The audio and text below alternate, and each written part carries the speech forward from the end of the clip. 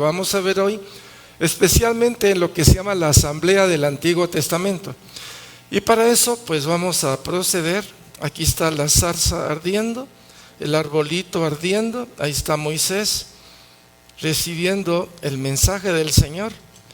Y tenemos otra que es hermosísima, que es el hombre de hoy, es usted y soy yo. Ya pueden ver cómo está, no se mira, ¿verdad? Pero en fin, ese es alguien que es usted o yo, siempre recibiendo la luz de Dios. Y vamos a entrar a esa clasificación que dijimos. Ya vimos el misterio del Evangelio, ya vimos el misterio de la gracia de Dios en Cristo, es por gracia, por misericordia. Estamos viendo el misterio de la iglesia y generalmente nos tomamos 3 o 4 domingos para hablar de cada uno de estos misterios que nos van completando el proceso de cristología. Todo el año pasado, este año y hasta el año 2026 vamos a tener un proceso de 3 seminarios gloriosos. Por eso comenzamos con el de cristología. Entonces vamos a entrar al de la cizaña y vamos a ir despacito para lo que vamos a ver el día de hoy. Entonces es una parábola hermosísima, está en Mateo 13 del 24 al 27 y después vamos a ver la segunda parte. Comencemos, por favor. Les refirió otra parábola diciendo: el reino de los cielos es semejante a un hombre que sembró buena semilla en su campo. Pero mientras dormían los hombres, vino su enemigo y sembró cizaña entre el trigo y se fue. Cuando salió la hierba y dio fruto, entonces apareció también la cizaña. Vinieron entonces los siervos del padre de familia y le dijeron: Señor, ¿no sembraste buena semilla en tu campo? ¿De dónde pues tienes cizaña? Entonces veamos, porque necesitamos agarrar, como dicen los patojos, agarremos la onda, mucha, porque si no, después no vamos a entender, perdón la expresión. Les refirió otra parábola diciendo: entonces vino el Señor y decidió crear a Adán y Eva y lo puso en el Edén y le dijo: tienen que hacer, pero no coman de ese árbol. Entonces el reino de los cielos se injertó en el Edén. Aleluya. Chicos, ¿va que sí? Ya, ahí ya tenemos. Entonces el reino de los cielos se injertó en el Edén y ahí estaba el hombre. Y pues el hombre pues cuidaba lo que tenía que cuidar, honraba a Dios. El Señor bajaba todos los días, el Señor platicaba con Adán y Eva. ¿Qué platicaban? No sé, me imagino que cosas del reino, en fin, no sé. Pero me imagino que han de haber sido momentos muy especiales entre el Señor, Adán y Eva. La cuestión es que no hicieron lo que tenían que hacer, desobedecieron. Y entonces alguien por la noche, ¿qué hizo? Sembró cizaña. Y la cizaña la tienen todos los hombres. La cizaña tiene el nombre de iniquidad. Se injertó como una púa terrible dentro del corazón del hombre y todos los hombres traen esa púa metida adentro. Nosotros le hemos llamado el sobre de la muerte, que dice condenado a muerte, condenado al infierno, separado de Dios. Todos los hombres, todas las mujeres de todos los tiempos la traen. Y por eso Juan habla de: entonces la luz vino al mundo y la luz prevalece por encima de las tinieblas. Es eso, mis hermanos. ¿Ya nos ubicamos? A ver, todos juntos, amén. Amén, gloria a Dios. Pero mientras dormía los hombres, pues vino el enemigo, platicó con Eva, se la engatusó, le dijo que iba a ser Dios. En fin, todo ese rollo que ya conocemos, que está en la palabra de Dios y que dice: entonces Eva cayó, Eva le dio a su esposo, los dos metieron la cizaña en su corazón. Entonces estos vienen y dicen, vinieron entonces los siervos del padre de familia, le dijeron: Señor, ¿no sembraste buena semilla en tu campo? Y el Señor diría: sí, es cierto, pero resulta que en el Edén llegó el diablo, y el diablo llegó y metió la cizaña en el corazón de Adán y Eva. ¿Ya lo tienen? ¿Verdad que la parábola es fácil? Ay, Dios. A ver, todos juntos. Es que todos juntos suena a melodía esto, hombre. Entonces ya tenemos ahí una versión de esta parábola preciosa que nos ayuda a entender dónde entró la cizaña. Así es que para los judíos pues se quedaron: ¿de dónde pues tiene la cizaña? Nosotros, por la revelación de Dios y por lo que nos ha platicado de tanto tiempo, la parábola se hace fácil. En el Edén estamos, todos los que nacen con la cizaña. Hay un cristiano y una cristiana que se casan, el hijo nace con cizaña.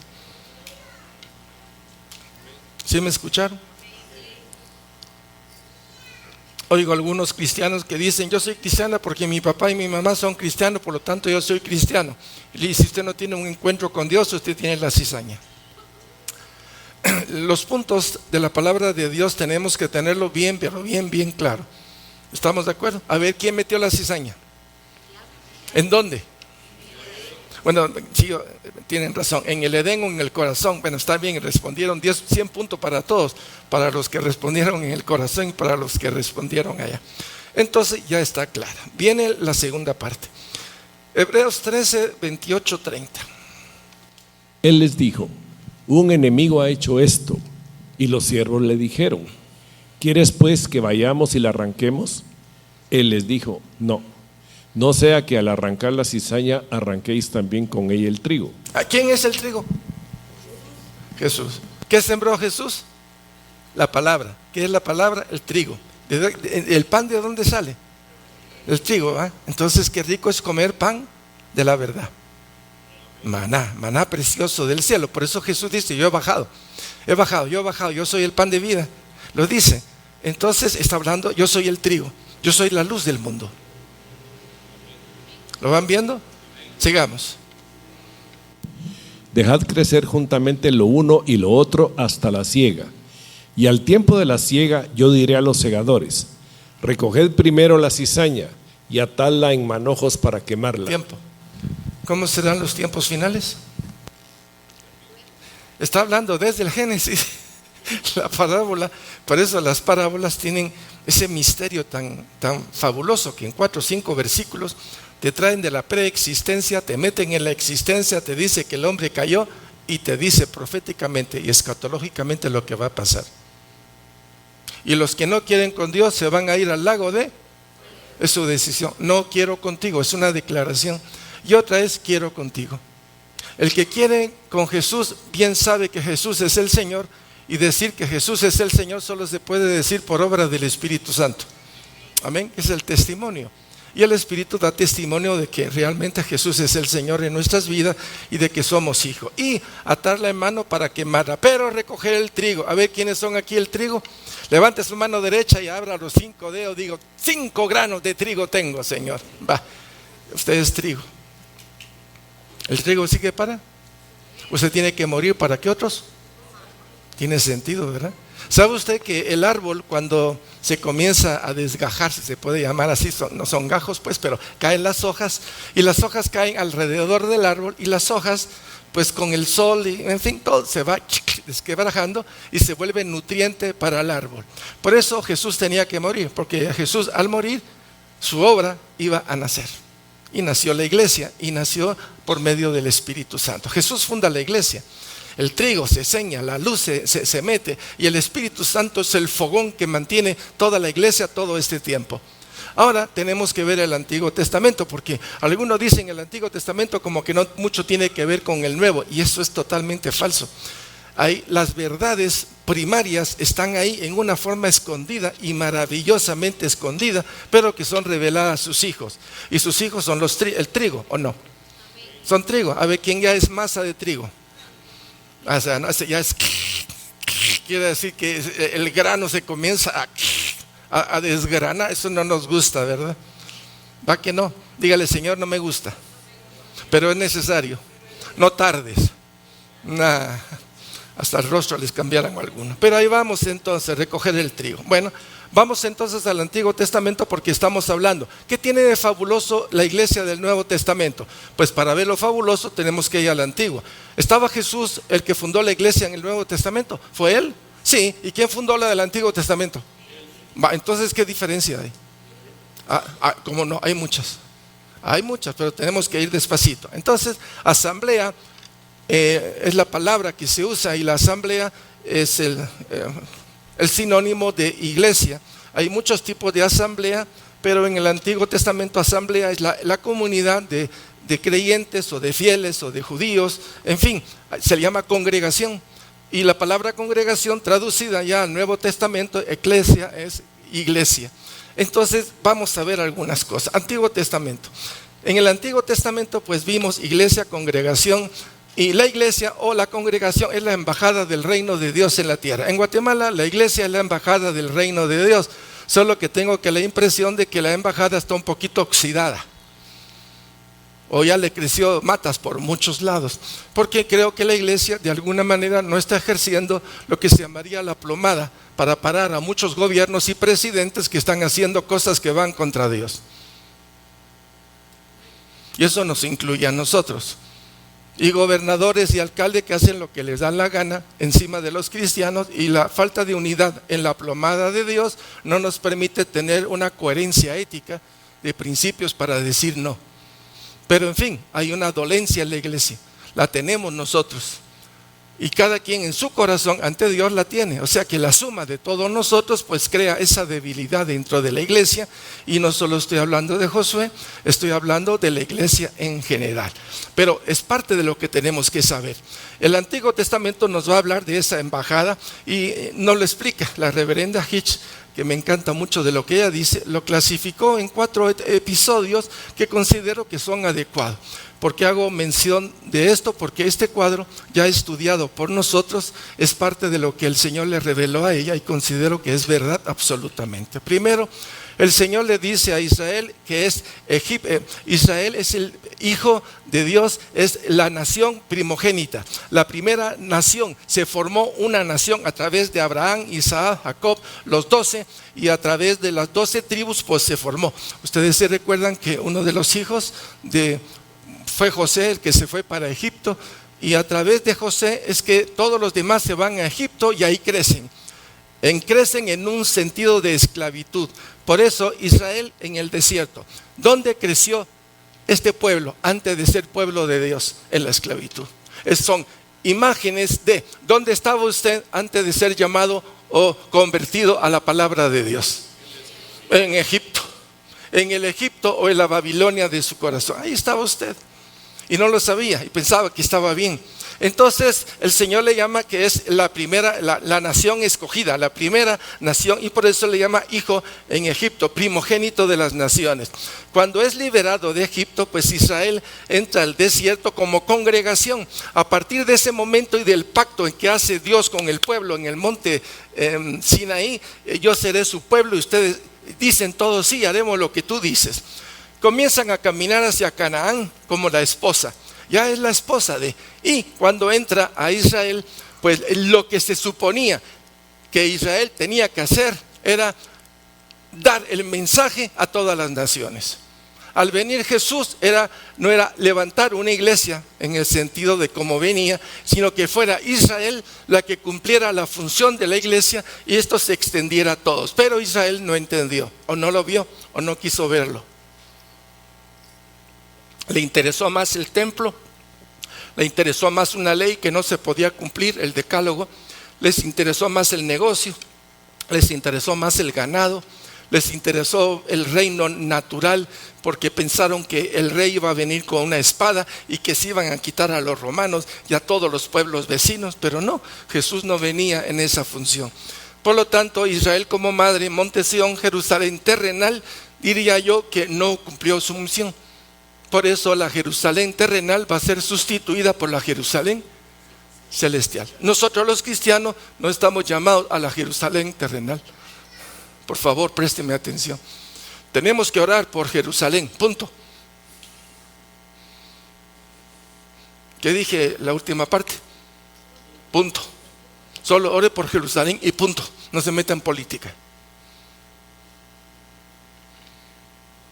No vamos a cambiar lo que está escrito en la palabra de Dios. Israel tiene que sufrir. No lo podemos evitar. Israel va a pasar por momentos muy difíciles. Oremos para que se convierta. Porque si no se convierte, no entrarán en el reino de Dios. Esa es la verdad, mis hermanos, y eso está aquí en la palabra de Dios. Y tenemos que seguir la palabra porque es la línea que nos conduce a lo que creo que es no solo la salvación, sino la eternidad. Entonces, 1, 2, 3 y 4, ahí está lo que se plantea. Ahora viene la iglesia, el Nuevo Testamento donde estamos nosotros, y es aquí donde la iglesia son los hijos adoptados de Cristo. Quiere decir, ¿usted le ha dicho sí a Jesús? A ver, muy poquitos. ¿Usted le ha dicho sí a Jesús? ¿Usted es un hijo de Dios? ¿Usted es trigo? Miren cómo van, se van bajando todos. ¿Ustedes son hijos de Dios? ¿Son trigo? ¿Son masa? Está bien, yo entiendo. Gracias, Marco Antonio, porque te oigo las 3 veces con el mismo tono, así aventado. Pero está bien, gracias. Entonces, hijos, y luego dice que es una iglesia militante. La iglesia militante tiene que pasar por el desierto. No podemos evitar el desierto. Entonces, hay una lucha, primero para ser libres. ¿Cuánto tiempo tardó usted en llegar a los pies de la cruz de Cristo? 5, 10, 15, 20 años. Conmigo fueron 34 años. ¿Cómo que usted está más viejo que yo? ¿Eran más viejos que yo? Sí. A los 34 años conocí al Señor, pero Él me conocía desde siempre. ¿Y qué cosa? Tengo recuerdos de Él desde los 5 años, pero no sabía que era Él. A los 18 años tuve un encuentro y no sabía que era Él. Hasta los 34 años me di cuenta de quién era Él y de quién era yo, Dios santo. Qué cosa más terrible, descubrir la belleza de Dios, descubrir lo que había dentro de nuestro corazón. Pero eso es.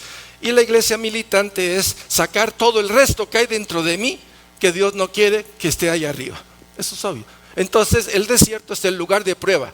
El desierto para la iglesia es descubrir la vieja naturaleza, y esa vieja naturaleza tiene que morir. Y hay que verla. Si uno no quiere ver lo que tiene adentro porque está más interesado en que los demás piensen lo bonitos que somos, ya perdió el camino. Si está pensando en que su economía, porque Dios es bueno y el evangelio de la prosperidad, perdóneme, ya se desvió del camino. Porque no se trata de uno ni de otro, sino de ver a Jesús, porque por medio de ver a Jesús uno muere, Él crece y uno mengua. Pueblo de Dios. Y es parte de eso. El hombre no es la respuesta. El hombre es lo que tiene que ser transformado por aquel que vino. Aquel que vino, murió, resucitó, está sentado a la diestra de Dios y dejó al Espíritu Santo para que nosotros fuéramos transformados. Y aquí es donde viene parte de esto. El pueblo de Israel no tenía a Dios en su corazón, lo tenía afuera a través de la ley.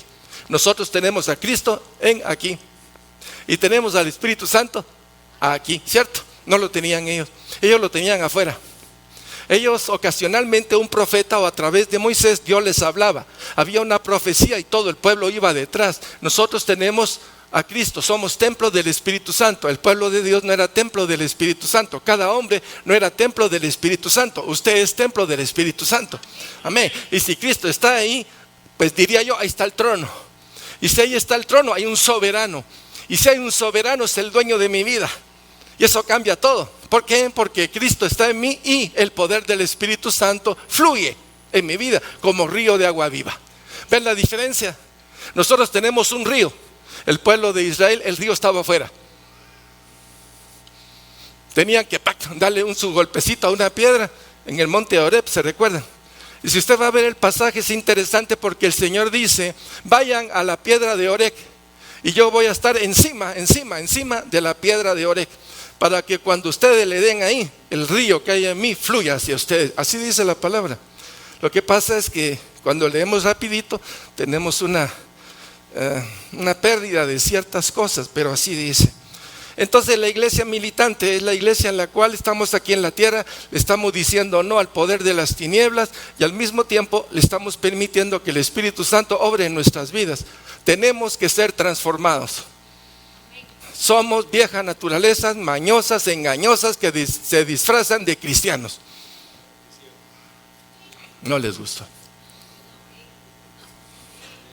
A ver, ¿quién está de acuerdo con lo que dije? ¿Sí? A ver, levante la otra mano y diga así, Señor, soy yo quien debe de morir. Ahora otra vez haga así, Señor, soy yo quien tiene que ser transformado, no el que está a la par. No, ya no mira a su esposo, por favor, pobrecito. Ya está apachurrado tantas veces que le decimos, tampoco dije que lo besara, ¿va? Somos nosotros, mis hermanos. No se trata de los demás, pero en fin. Y luego viene la iglesia. Dios dice que somos la iglesia. La iglesia, en el Antiguo Testamento el Señor le llama la esposa. Y recuérdese que en el Antiguo Testamento la esposa fue infiel, pero hay una palabra más fea, ramera. Fue una experta ramera. Se acostó con todos los pueblos e hizo idolatría por todos lados. Idolatría y rebelión, 2 pecados terribles del Antiguo Testamento. Entonces la esposa cometió adulterio y nosotros somos la novia del Cordero. Y hay un encargo de la novia para nosotros de ir y evangelizar, discipular a las naciones. Es un encargo. Porque al final el propósito del Señor es que seamos la esposa del Cordero, ¿cierto? Y la esposa del Cordero pues necesita tener un vestido de lino blanco, fino, resplandeciente, con hilo torcido. Quiere decir un hilo muy especial. Quiere decir que te dieron tanta vuelta que ya no quedó nada de ti. A ver, ¿hay todavía algo de ti en ti? Eso sí, no, es que no les gusta, yo lo sé. Pero el Señor sigue apretando así, mire. Así, entonces el hilo se va cruzando uno con otro y más, y ya estamos sacando la lengua. El Señor, ya no más, un poquito más, dice el Señor. Ya cuando va apretando uno dice: Señor, ya no me aprietes, ya no aguanto. Ayer vimos con los jóvenes aquí una parte de, ¿cómo se llama? Y se ve que Pedro: si eres tú, Señor, hazme caminar sobre el agua. Ya conocen a Pedro. Y hice la pregunta ayer: a ver, ¿cuántos hay aquí como Peter? Pero no el Peter que hablé la vez pasada hoy. Entonces varios levantaron la mano y dijeron: yo soy como Pedro, así aventado.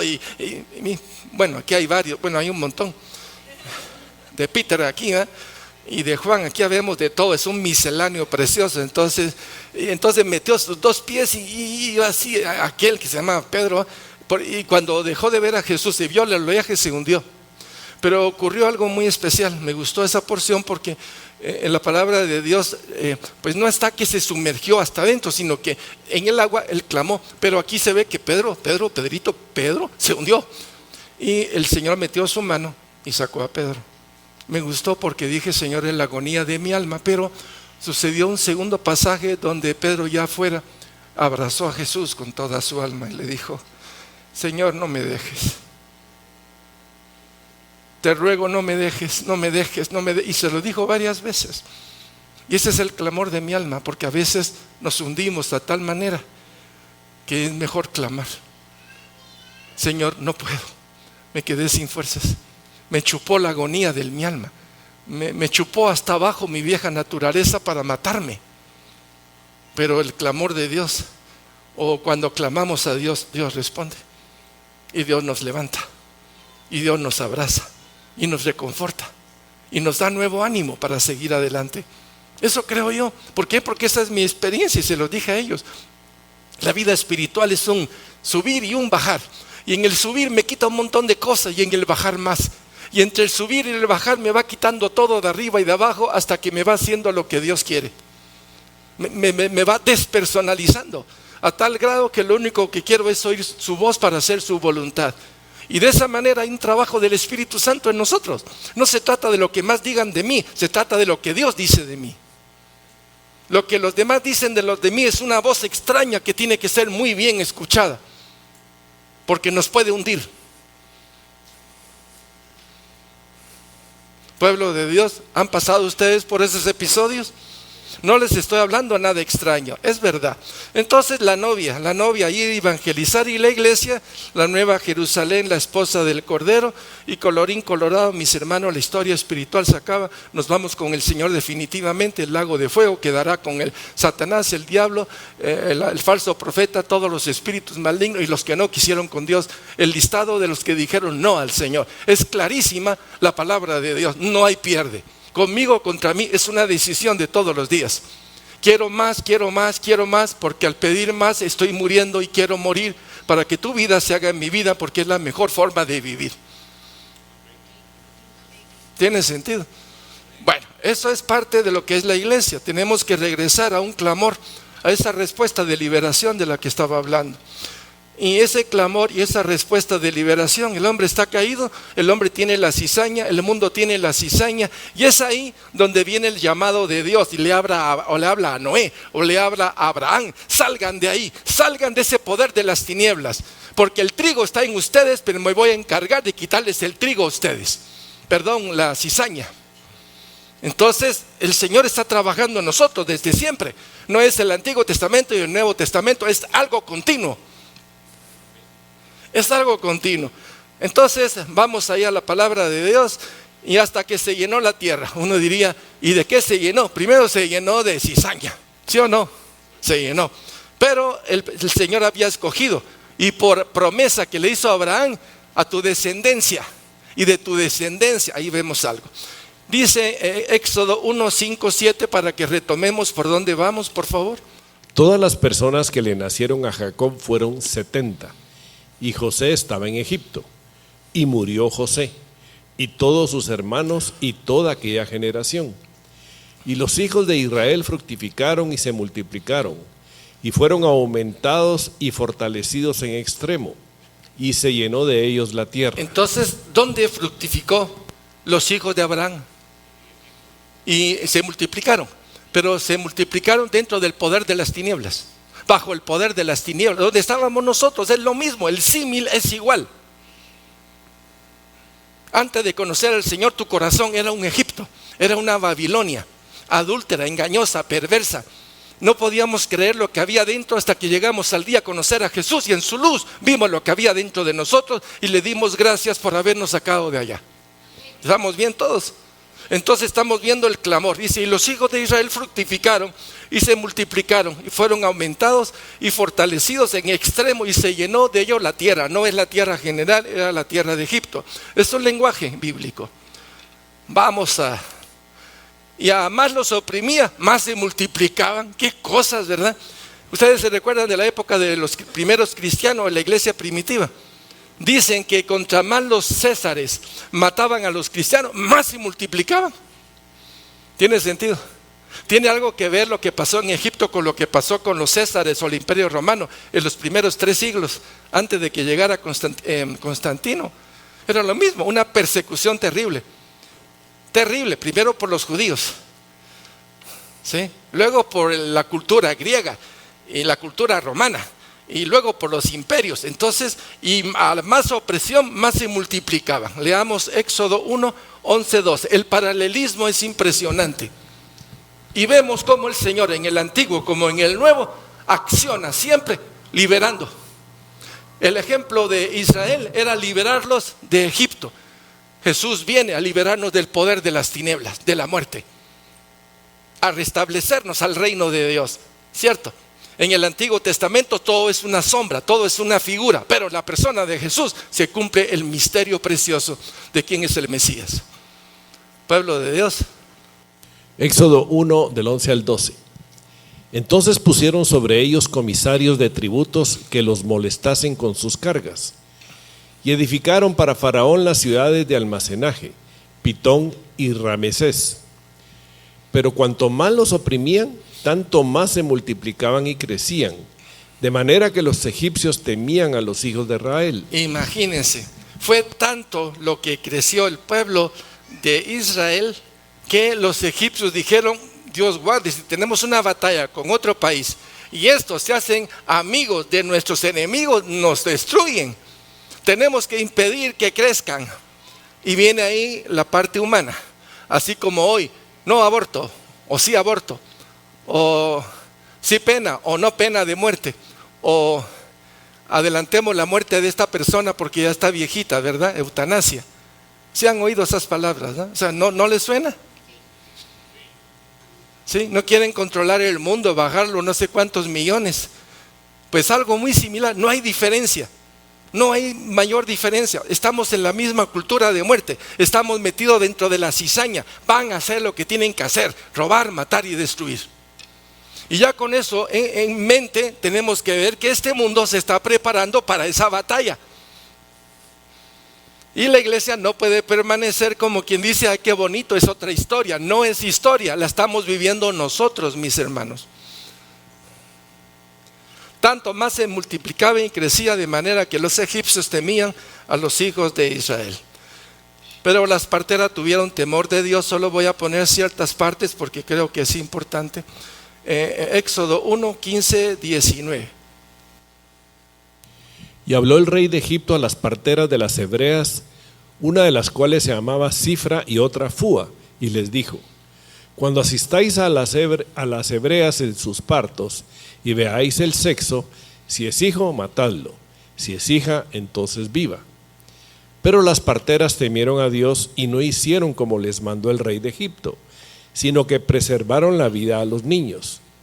Y el rey de Egipto hizo llamar a las parteras y les dijo: ¿por qué habéis hecho esto, que habéis preservado la vida de los niños? Y las parteras respondieron a Faraón: porque las mujeres hebreas no son como las egipcias, pues son robustas y dan a luz antes que la partera venga a ellas. Ok, aquí la idea es que iban a ser el gran libertador, y el gran libertador era Moisés, ¿se recuerdan? Si ustedes se recuerdan, con Herodes ocurre algo muy similar. Llegan los reyes a celebrar y a decir que van a ser un rey que ha visto una estrella y que quieren venir a adorarlo. Y Herodes dice: ¿cómo no? Ustedes sí, claro que sí, en lenguaje popular, por supuesto que veo todo lo que usted me está diciendo. ¿Y dónde van a ser? Ahí sí diría: ¿y dónde van a ser? Ahí sí me entendieron eso, ¿verdad? Quiere decir que si nace por ahí, ¿a quién tienen que matar? Al que van a nacer. Y es ahí donde en el censo y todo, pues ya saben que José recibe, ya siendo el esposo, novio pero esposo de María, recibe el mensaje de: váyanse para Egipto, ¿se recuerdan? Y después de Egipto llamé a mi hijo, y vean ustedes cómo se va ligando, cómo una parte de la historia se vuelve a repetir bajo otra dimensión, porque aquí se le iba a levantar un caudillo que iba a liberar al pueblo de la opresión, de la esclavitud de Egipto. Y aquí iba a nacer Jesucristo, el Hijo de Dios Altísimo, nacido de mujer, bajo la ley, para liberarnos del poder de las tinieblas, que era el verdadero destino, quitarnos de las garras de Satanás. Él nos robó, pero Jesús nos compró. ¿Se da cuenta? Entonces la diferencia es tremenda, pero el símil nos ayuda a entender. Entonces las parteras pues se inventaron que las mujeres hebreas son más topadas. Usted mire, es que las egipcias los más de allá, pero las mujeres hebreas de una vez usted no nos da chance. O sea, llegamos y ya está el bebé ahí. ¿Qué cuento va? Pero en fin, la cuestión es que pues el faraón pues se vio con que bueno, pues sí va. La cuestión, hay una mano de Dios que protege, porque los designios de Dios no los pueden quitar. Lo dicho por Dios se va a cumplir, porque Él es fiel a su palabra. Y lo que aún nosotros no conocemos y Él sabe, se va a cumplir, porque Él es fiel a su nombre. Entonces, ¿qué podemos ver en la palabra? El fiel cumplimiento de las promesas. Sigamos con la historia. Echada al río. Bueno, entonces viene la orden del faraón, y miren lo que pasa. Toda esta parte es interesante, porque de alguna manera vemos símiles en el Nuevo Testamento con ciertos personajes. Vamos a Éxodo 1, 20, 22. Y Dios hizo bien a las parteras, y el pueblo se multiplicó y se fortaleció en gran manera. Y por haber las parteras temido a Dios, Él prosperó sus familias. Entonces Faraón mandó a todo su pueblo, diciendo: echad al río a todo hijo que nazca, y a toda hija preservad la vida. Eso es lo que quería hacer Herodes: matar, destruir, lo que sea, pero que no nazca Jesús. Y de alguna manera también querían que no naciera Moisés, querían interrumpir el proyecto de Dios, el propósito de Dios. Pero usted está aquí porque usted es parte del propósito. Tal vez no entendemos el propósito, no porque no lo entendamos, sino porque todavía hay temores y miedo de si lo hago o no lo hago. ¿Será que Dios es suficientemente fiel para no meterme en otro hoyo de desesperación? Pues sí, es suficientemente fiel, pero sí te puede meter en otro hoyo para que tú mejores, no para que te destruya. Entonces los planes de Dios son diferentes a los planes de maldad. Entonces pues comenzaron a echar a los niños al río, y ahí estaba la mamá de Moisés y su papá. ¿Qué hacemos con el niño? Y lo lograron resguardar durante un tiempo, hasta que dijeron: ya no podemos más. Entonces volvieron a hacer su canastita, le pusieron brea por dentro, brea por fuera, agarraron a Moi, lo metieron en la canasta, y los papás viendo desde la orilla, y su hermana María, que es la profetiza en todo el camino, sigue en el camino del río a ver dónde vaya a dar la canasta. Y llega un momento pues en que la canasta está una doncella con sus doncellas bañándose, y oyen ¿de quién? De Moi. A ver, todos juntos: Moi. Moisés. Entonces dice que la hija del faraón: tráigalo para acá. Trajeron al bebé, y ella dedujo: definitivo, es un hijo de hebreo, pues si lo están tirando para que mueran, este es un hijo de hebreo.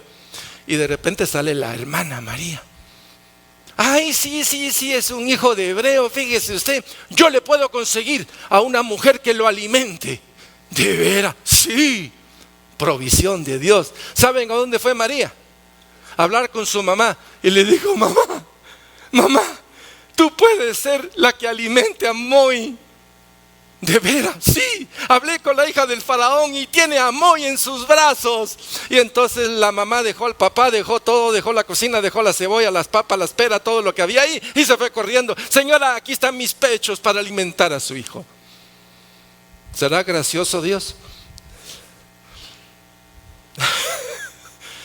¿Qué cosas? Yo voy a alimentar a ese bebé suyo. Es suyo, porque usted lo sacó del agua, porque el mío ya estaba muerto. Usted le dio vida.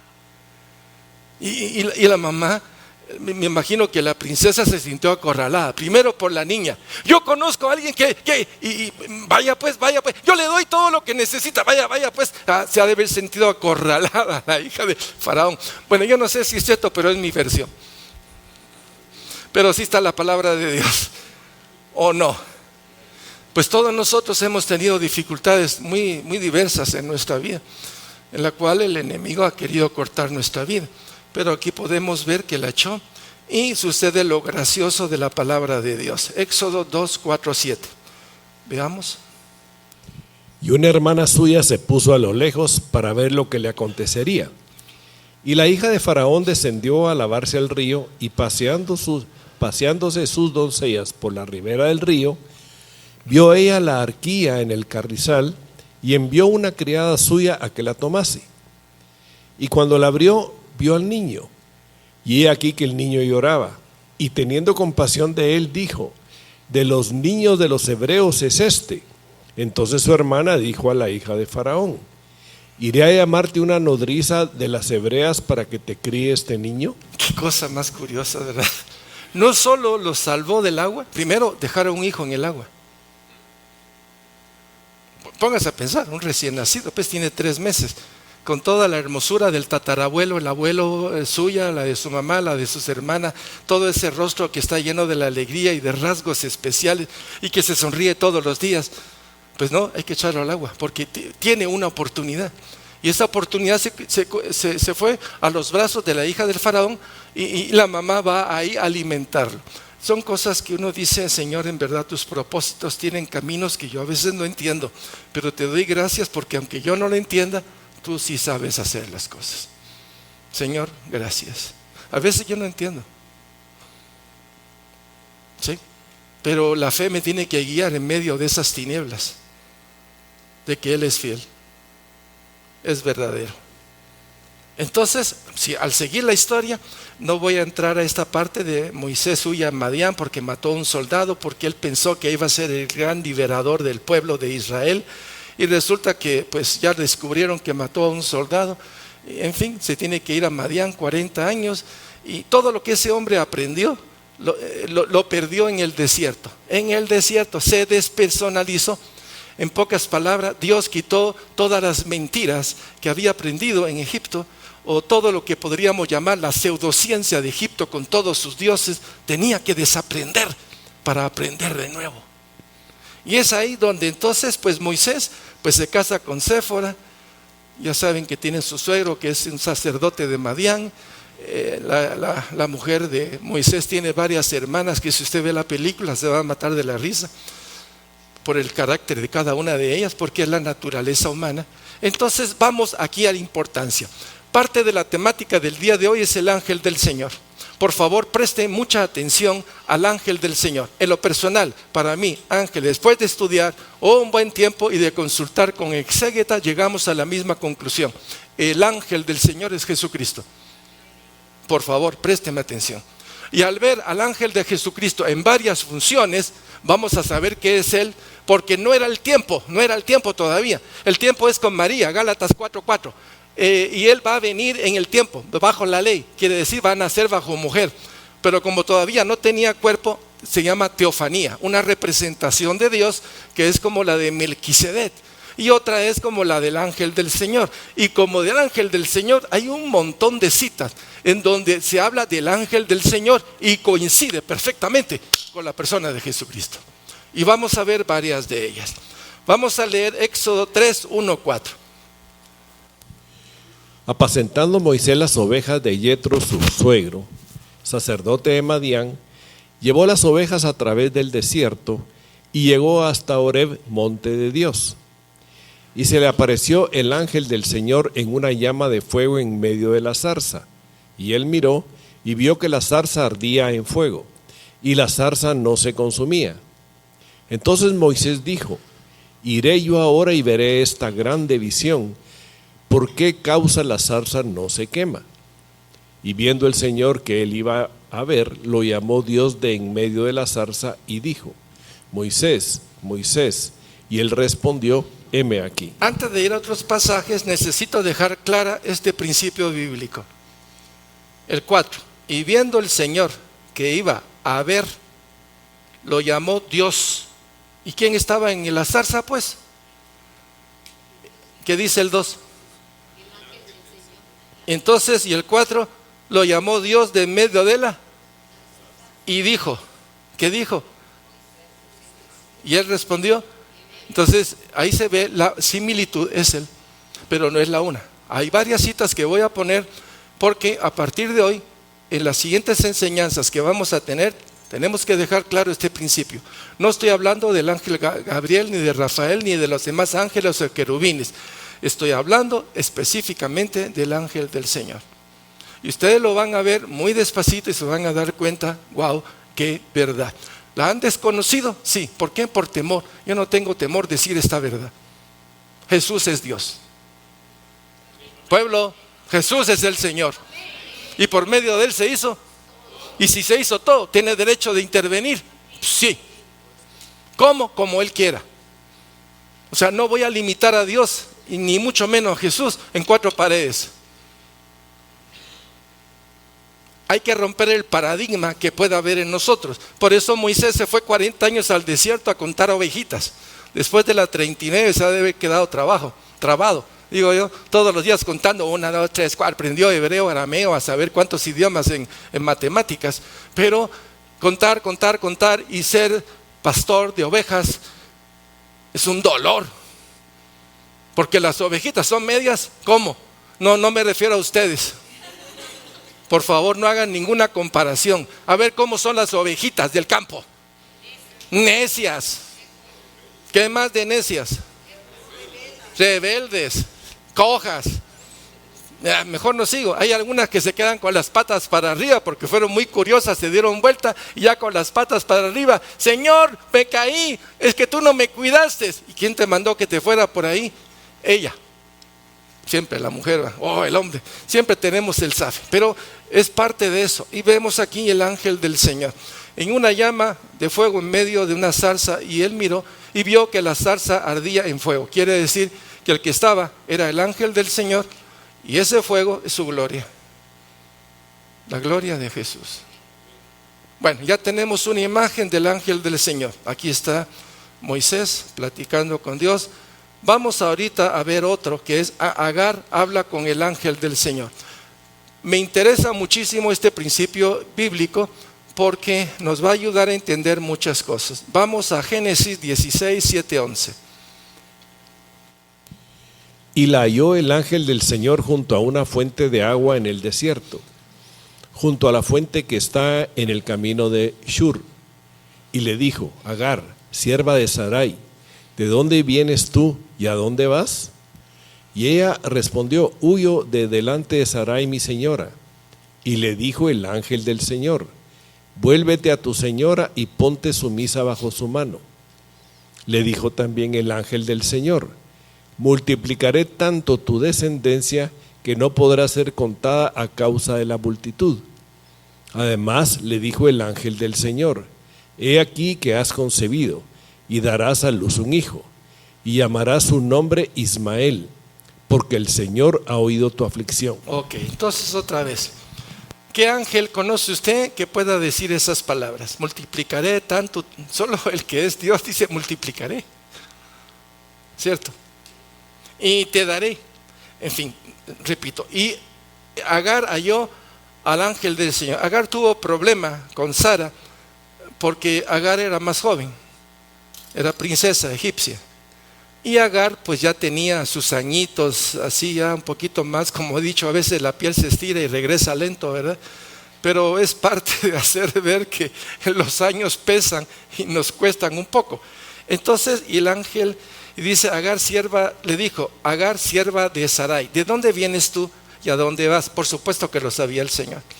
Y respondió, huyo de delante de Sarai, mi señora. Y le dijo el ángel del Señor, vuélvete a tu señora y ponte sumisa bajo su mano. Importante. Agar se sintió favorecida porque era la esposa de Abraham y comenzó a menospreciar a Sara, la escogida de Dios. Y Sara vino y le dijo a Abraham, mira, ¿no estás viendo cómo me trata esa mujer? Pues sí, pero tú fuiste la que la escogiste. Buena respuesta, ¿eh? Porque fue Sara la que dijo, ya no te puedo dar hijo, pero acuéstate con esta, entonces el bebé va a nacer conmigo, y entonces cosas, no, ese no era el propósito de Dios. Y aquí aparecen dos tipos de religiones, o dos tipos de cultura diferentes y antagónica: el pueblo musulmán y el pueblo de Israel, que si seguimos la línea es la iglesia de Cristo. Entonces vemos cómo el ángel está diciendo, regrésate porque yo no te dije que salieras de ahí, sujétate a ella. Si hago un paréntesis, ustedes se recuerdan de cuando Agar está y llegan los tres ángeles del Señor y Sara se ríe. Y dice el Señor, ya te oí que te reíste, Sara. No, yo no me he reído. Y el Señor le dice, sí te reíste. Dios conoce más de lo que nosotros sabemos. Y cuando le dijo, regrésate a casa de Agar, le estaba diciendo, tu camino es incorrecto. Regresa a la doncella, a la mujer para la cual te llamó su esposa, que es Agar, Sara. Y vemos entonces que, y le dice, bueno, ya que tú estás y vas a tener descendencia de Abraham, fíjate, te voy a dar un pueblo. Solo Dios puede decir eso, mis hermanos. Solo Dios puede decir, multiplicaré. Y le dijo también el ángel del Señor, multiplicaré tanto tu descendencia que no podrá ser contada a causa de la multitud. ¿A quién le dijo algo similar Dios? Abraham. Entonces, la asociación de identidad del ángel del Señor es la persona de Jesucristo, porque es el mismo Melquisedec, que no tiene padre, ni madre, ni genealogía. Es Dios eterno por siempre. Esa es la palabra y está ahí. Yo no sé cómo se perdió la iglesia al querer decir que María es madre de Dios. Imposible, máxime que está escrito.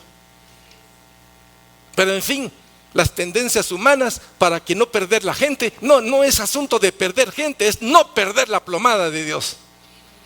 Ahí está la clave. Perder la plomada de Dios es desechar a los hijos de uno. ¿Me explico?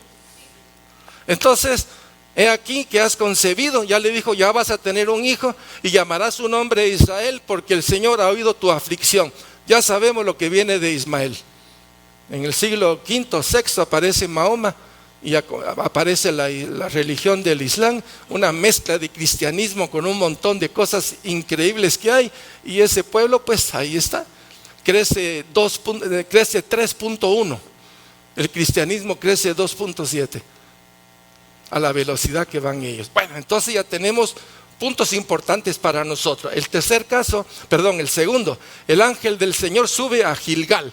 Vamos a ver esta porción de Jueces 2, 1, 3. El ángel del Señor subió a Gilgal, de Gilgal a Boquim, y dijo: Yo os saqué de Egipto y os introduje en la tierra de la cual había jurado a vuestros padres, diciendo: No invalidaré jamás mi pacto con vosotros, con tal que vosotros no hagáis pacto con los moradores de esta tierra, cuyos altares habéis de derribar. Mas vosotros no habéis atendido a mi voz. ¿Por qué habéis hecho esto? Por tanto, yo también digo: no los echaré de delante de vosotros, sino que serán azotes para vuestros costados, y sus dioses os serán tropezadero. Ok, Dios iba a introducir a su pueblo a un lugar altamente contaminado que se llama cizaña. ¿Lo logran ver? Van a entrar ahí, pero tienen que quitar toda la cizaña. Pero ¿quién es el que da la orden? Vaya al versículo 1. El ángel del Señor subió de Gilgal a Boquim y dijo, ¿qué fue lo que dijo? Yo, ¿quién es yo? Yo soy el que soy. ¿Sí? yo os saqué de Egipto, yo con mi mano poderosa te saqué de Egipto. Van viendo el punto de referencia. Pueblo de Dios, necesito, sí, amén, gloria a Dios. Sí, y es maravilloso ver este pasaje y otros que vamos a ver, en donde entonces vemos que siempre estuvo, siempre nos socorrió, siempre estuvo, siempre. Y escogió al pueblo más difícil de todos los pueblos.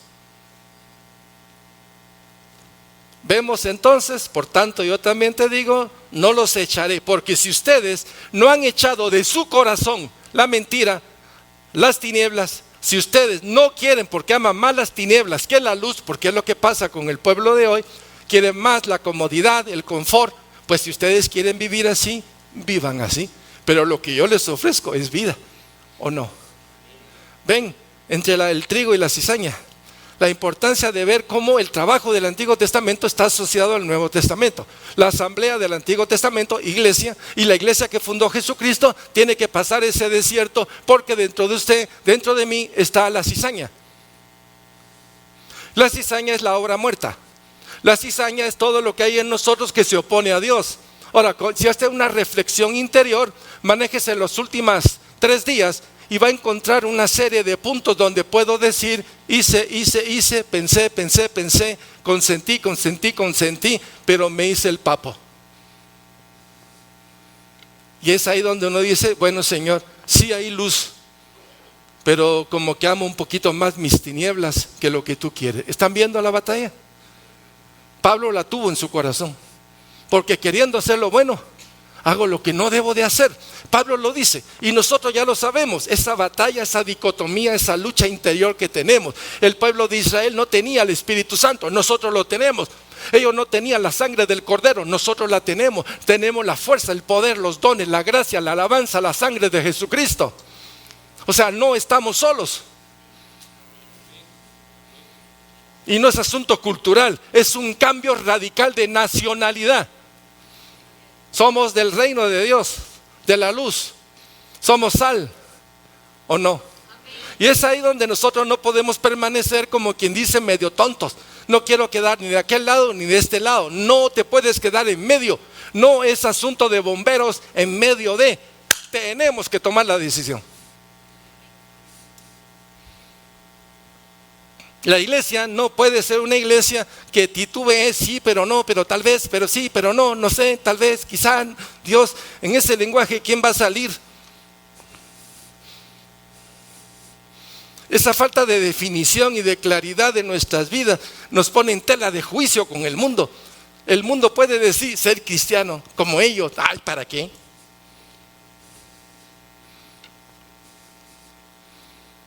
Entonces, estamos cuestionados por el mundo, pero el Señor nos pone claro lo del Antiguo Testamento y el Nuevo Testamento.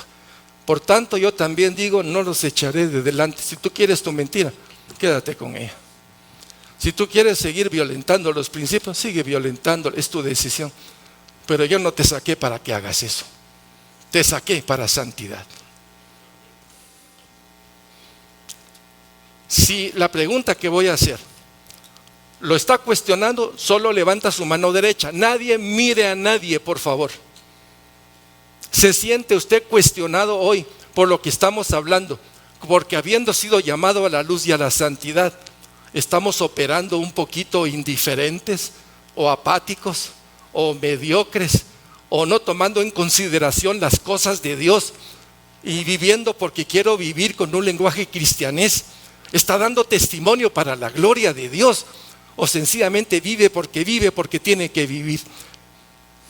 Y digámosle, Señor, aquí estoy. Te pido perdón por mi falta de integridad y de transparencia. Te pido perdón por la mediocridad con la cual estoy viviendo.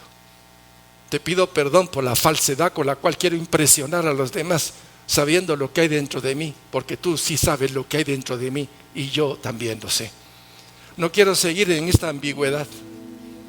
Yo no quiero seguir caminando en esta ambivalencia y torpeza de vida. Quiero caminar para ti y no puedo. No puedo, Señor, me es imposible. Pero lo que es imposible para mí, para ti es posible. Perdóname, límpiame con tu sangre preciosa. Por favor, límpiame. Si tú no has levantado la mano, dile, Señor, aquí estoy. Ayúdame a ver lo que tú quieres en mi vida. Ayúdame, por favor, a ver lo que hay en mí. Cuestiona mi vida. Cuestióname, Señor. No se trata de dominar a un hombre, a una mujer. Se trata de ser libres para ti, por amor a tu nombre. Y en el nombre precioso de Jesús de Nazaret, te lo pido. Hazme libre para ti, solo para ti. Libérame de mí mismo, de mi mente, de mis pensamientos torcidos, de lo que aprendí en el mundo y aprendí en la iglesia como religión, porque yo no soy religioso, soy un hijo de Dios que quiere vivir como un hijo de Dios, ciudadano del reino de Dios. Por favor, ayúdame a ver lo que no veo. Cámbiame, transfórmame para la gloria de tu nombre.